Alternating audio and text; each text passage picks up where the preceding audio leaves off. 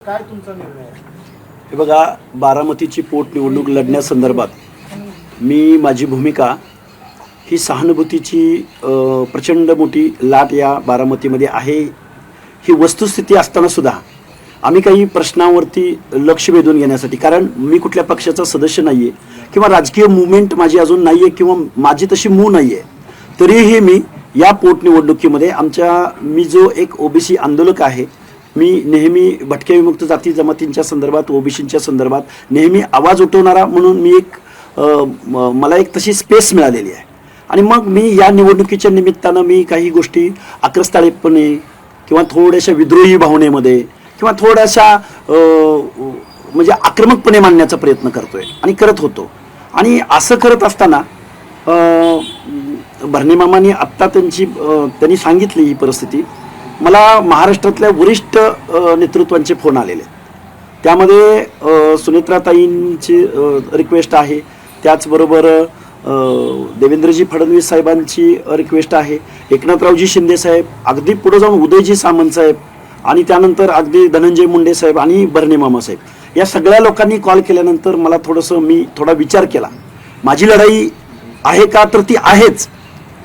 गेल्या वर्षभराच्या कालावधीमध्ये आमचे काही प्रश्न मार्गी लागत नाहीत का, तर लागत नाहीतच.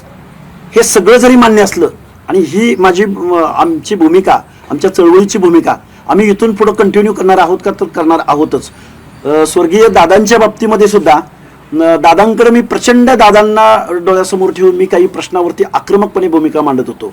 पण ती भूमिका मांडत असताना एक मासला डोळ्यासमोर ठेवून, पब्लिक किंवा क्लासला डोळ्यासमोर ठेवून ही भूमिका मांडण्याचा माझा प्रयत्न होता. आणि काय होतं, संघर्ष करत असताना कार्यकर्त्याला खूप आक्रमक पद्धतीने मांडणी केली जाते आणि परत त्याला थोडंसं ट्रोल पण केलं जातं. पण त्या गोष्टीची आम्ही कधीही काळजी केली नाही, पण आम्ही प्रश्न मांडण्याचा खूप प्रामाणिकपणे प्रयत्न करतोय. आत्ता जरी वर्षभराच्या कालावधीमध्ये आमच्या अनेक मागण्या आहेत, ओबीसींच्या आहेत, व्हीजेएनटीच्या आहेत, महाज्योतीच्या आहेत. 18 महामंडळं याच गव्हर्नमेंटनी निवडणुकीला सामोरं जाण्या अगोदर 18 महामंडळं घोषित केली होती. पण त्या महामंडळांना अजूनही अध्यक्ष भेटलेला नाही, अजूनही कार्यालय भेटलेलं नाही. कालचं बजेटरी सेशन झालं.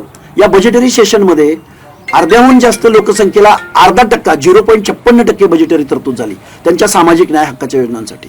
मी मला काही गोष्टी आम्हाला जाणवल्या, या गोष्टी डोळ्यासमोर ठेवून आम्ही आक्रमकपणे भूमिका मांडत आलोय. पण ह्या सगळ्या गोष्टी जरी असल्या तरी या वरिष्ठ मंडळींनी मला कॉल तर केलेच होते. पण सुनेत्राताईंचा ज्यावेळी मला फोन आला त्यावेळी मी ठरवलं, नाही, एवढी सगळी लोक जर आपल्याला कॉल करत असतील तर आपण या गोष्टीचा विचार केला पाहिजे.